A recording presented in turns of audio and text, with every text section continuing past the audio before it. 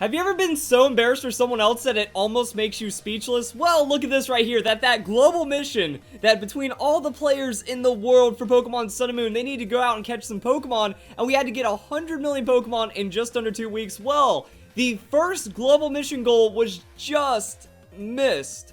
And by just missed, it was about 84 million. Okay, let's be fair and round up. 83 million off.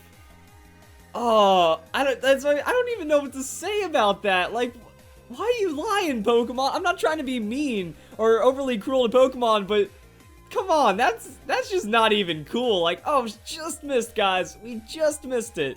And we only ended up with 16,423,000 Pokemon caught in under 2 weeks. So if you guys have been keeping up with the channel, I think I did like 2 updates on this. It's like, yeah, we needed to get 7 million Pokemon a day caught and registered on the global link, and we ended up with 7 million Pokemon in the first week. So it was not looking good. And even though the sales for Pokemon Sun and Moon have been phenomenal, it just shows that the turnover rate for the Pokemon global link, it just really didn't go anywhere, because pulled up these figures right here, you know, Pokemon Sun and Moon sold 3.7 million units in North America in less than 2 weeks. Now, I already did a video on this, but it is worth talking about for future global missions that have already been confirmed. So we'll go back onto Cerebi and talk about like the confirmed missions in a bit. But yeah, it was like 1.5 million units in Europe, and they had a later launch, so that number is going to go up pretty fast. We have 3.7 million for North America, and then we also had like 2 million for Japan and stuff. So we were getting a lot of people on this game, and that's like 7 million people in the first 2 weeks that had access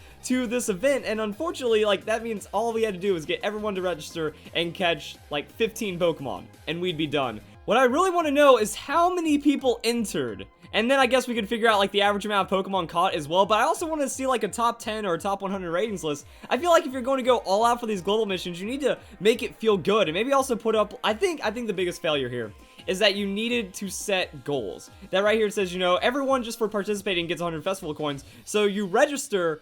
I don't even think you had to catch a Pokemon, or that you like catch one Pokemon and then you go back to the festival plaza and you get a free 100 festival coins, 200 if you have signed up for the Pokemon Global link already. Because I believe if you like link your trainer ID or you do the game sync, it doubles the rewards and stuff. So we were supposed to get 1,000 to 2,000 festival coins for completing this 100 million Pokemon catch. And we didn't even come close. So everyone gets 100, but I feel like if they had different tiers, you know, I would have gone and caught 100 Pokemon for like 250 festival coins or something like that. Or maybe try to drive more traffic to the global link, because I want to see how many people actually entered. Because of the millions, almost 10 million people that have the game, it doesn't seem like a lot of people really knew the global link existed. Like, I still have people asking me how to get to the festival plaza, even though it's on the screen, or how to use the global missions, how to connect to the Wi-Fi and stuff. So I don't think that has been clearly explained by Pokemon, and it kind of shows some oddity, and it kind of shows with what ended up happening. Now, the next global mission has been announced. According to Cerebi, first Pokemon Sun and Moon global mission is now over. Second global mission announced. I guess it was announced for the Japanese website or something.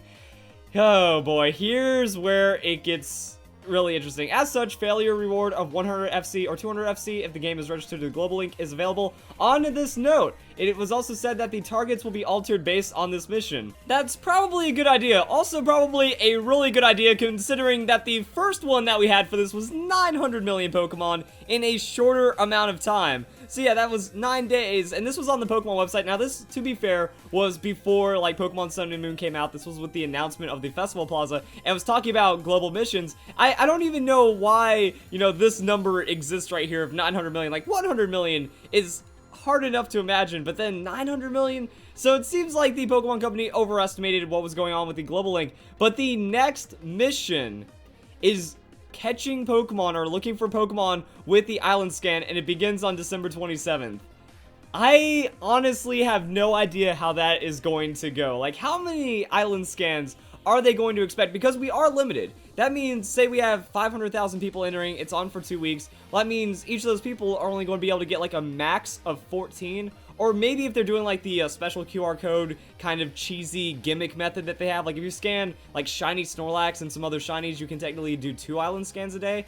And I guess everyone could get an extra one. But I mean, no one does the island scan every day. And if you're doing it every day, well then that means you're going to get some of the islands and then some of the other Pokemon, and some of the people have, and most of the people have already done like island scan at this point, so it's for a lot of duplicate Pokemon, and it takes a little bit of time.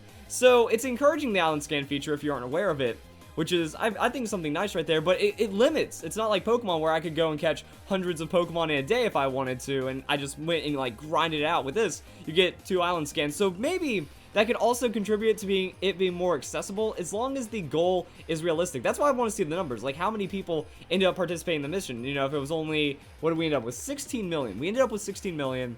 So, considering average Pokemon caught, maybe 50? So, what, like 300,000 people entered or something like that? And then how are we going to adjust it? So maybe, you know, 300,000 people will enter this one, and if everyone gets the access to like 5 or 10, you know, maybe a million. I was thinking at first maybe a million island scans might be too much, but it depends on how realistic they want these goals to be. Do they expect these goals to be like super high that we really need to push ourselves, or is it supposed to be something that's average achievable, that if people just kind of do it in passing, it can make it work? But I mean, yeah, if you just go out, grind your island scan as a daily, that could make it pretty realistic. We'll also have to see how long it runs. Like, are these going to be monthly? I wish they were actually a little more stacked. Like, I wish there was always like a global mission running, but it looks like 2 weeks on, 2 weeks off, and then something like that. But that's going to be interesting. How you guys feel? Comment down below how you guys feel this global mission went. Also, how do you guys feel that the next global mission will go? I feel that the island scan is like a little bit of an obscure feature. It's still possible, but I don't know if people are going to commit to it. Because, you know, I caught like 20 Pokemon the first day for the global mission, and then I got too busy with like YouTube and doing other things, and it didn't count for breeding. I think if we had like Pokemon bred, that would be the one to watch. That would be the interesting one, because there's some dedicated breeders out there, but also with the amount of people hacking in the game, it could cut down the stats, so it'd be really something interesting. So there we go, guys. The first look and the first successes and or failures of the Pokemon Global Link global mission. So if you guys enjoyed the video, hope you all have a nice day. Thank you very much for watching.